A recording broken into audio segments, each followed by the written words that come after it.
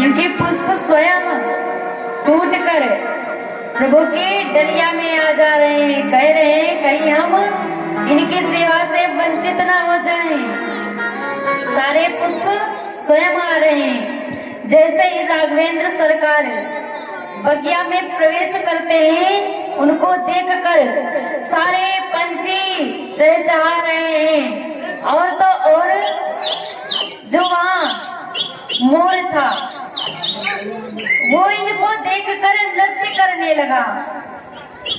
जैसे ही राघवेंद्र सरकार को देखा, नृत्य करने लगा मोर, और उसका एक पंख टूटता है। भैया लक्ष्मण मोर का पंख उठाकर प्रभु के मुकुट में लगा देते हैं, सिर पर लगा देते हैं। कहते हैं संसार, देखिए मोर ने अपनी सारी लोक लज्जा छोड़कर प्रभु के सामने नाचने लगा। सारे पंछी सिर्फ चहचहा रहे हैं, लेकिन मोर नाचने लगा। कहते हैं संसार आपको तोड़े। जब कहते हैं दुख आता है तभी भगवान के पास जाते हैं ना, संसार वाले दुख देते हैं तभी भगवान याद आते हैं। इसलिए कहते हैं संसार आपको तोड़े, उसके पहले प्रभु के चरणों में पहुंच जाओ।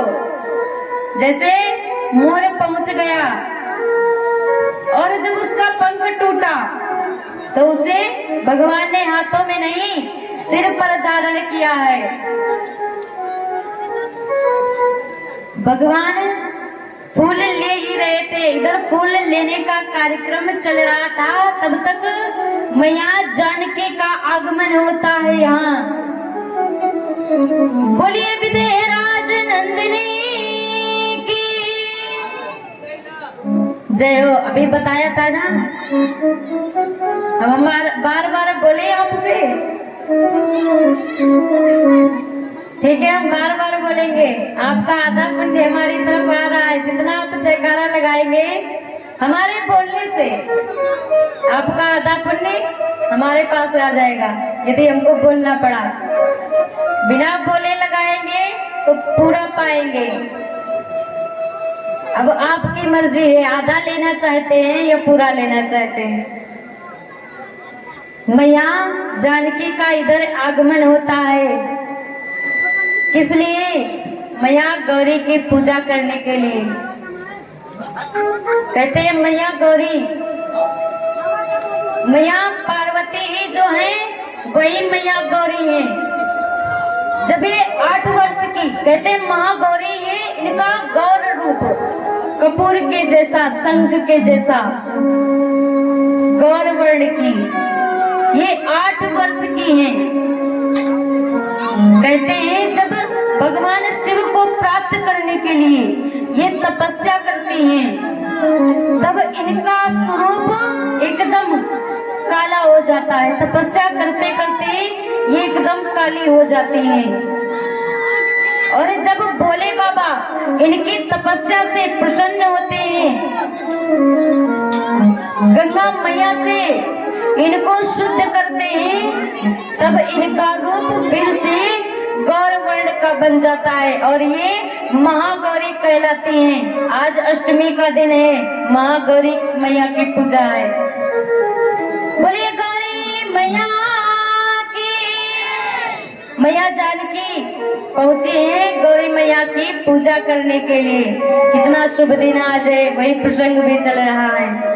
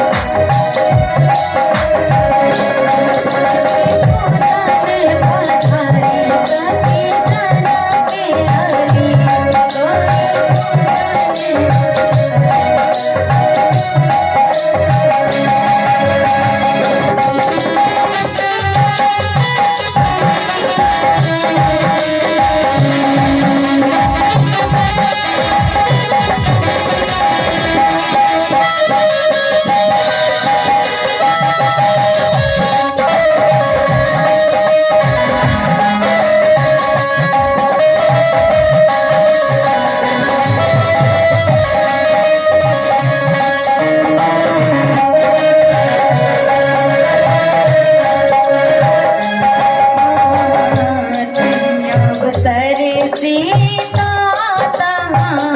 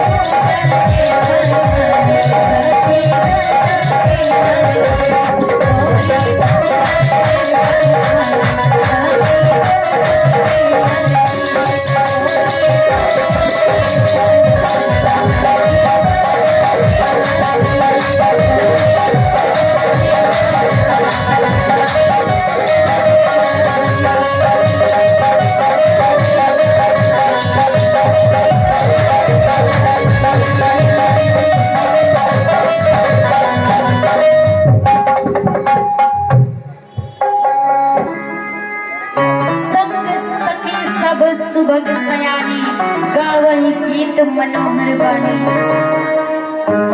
अष्ट सखियों के साथ में मैया जानकी का आगमन होता है गौरी पूजन के लिए। मैया जानकी इधर पूजा चल रही है और उनकी एक चतुर सखी जो होती है वो पहुंचती कहाँ है कि जो कल पुष्प मारा था ना, जब प्रभु श्री राम जी नगर भ्रमण के लिए गए थे, पुष्प फिकाकर मारा था। सो देख रही है कि सरकार यहाँ आए हैं कि नहीं आए हैं। देखने पहुंचती है उधर, इधर मैया जानकी का पूजन चल रहा है। मैया जानकी पूजन में लीन थी, तब तक वो सखी दौड़ कर आती है, कुछ बोल नहीं रही है, एकदम बावली हुई है। सखियां पूछती अरे क्या हुआ, अभी तो भली अच्छी भली आई थी घर से, इतनी जल्दी अचानक क्या हो गया? अरे कुछ जहरीला तो नहीं खा लिया है, क्या हुआ? कुछ नहीं बोल रही है। कहती है क्या बताऊं क्या हो गया है? कह क्या रही है कि जिसने देखा है उसके पास जिह्वा नहीं है बताने के लिए। कैसे बता दें, उसके पास जिह्वा ही नहीं है। मैया कहती है अरे तो जो बोल सकता है उससे पूछ कर आओ, वो बताएगा क्या हुआ है। कहती है अरे जो बोल सकता है उसने देखा ही नहीं है, वो कैसे बताएगा? आंखों ने देखा है सो बोल नहीं सकती है, और जुबान बोल सकती है, उसने देखा नहीं है। कहती है कैसे बताए? अरे दो जादूगर आए हुए हैं, हमारी बगिया में दो जादूगर आए हुए हैं। मैया कहती है अरे बावली हो गई है क्या, यहाँ भला पुरुष आ सकते हैं? मैया जानकी का बाग था, वहां कोई पुरुष नहीं जाता था। मैया कहती है अरे पागल हो गई है, यहाँ तो कोई पुरुष आता भी नहीं है, तू बोल रही है तो जादूगर आए हैं। सखी कहती है हाँ, दो जादूगर आए हुए हैं। कहती है अब बता नहीं सकते कुछ, स्वयं चलकर देख लीजिए। उन्होंने ही हम पर जादू टोना कर दिया है, अब हम क्या बताएं, कुछ नहीं बता सकते, आप स्वयं चलकर देखिए। कह रही है सखी कि राम लखन दोनों भैया, अरे जो कल देखे थे ना, जो कल नगर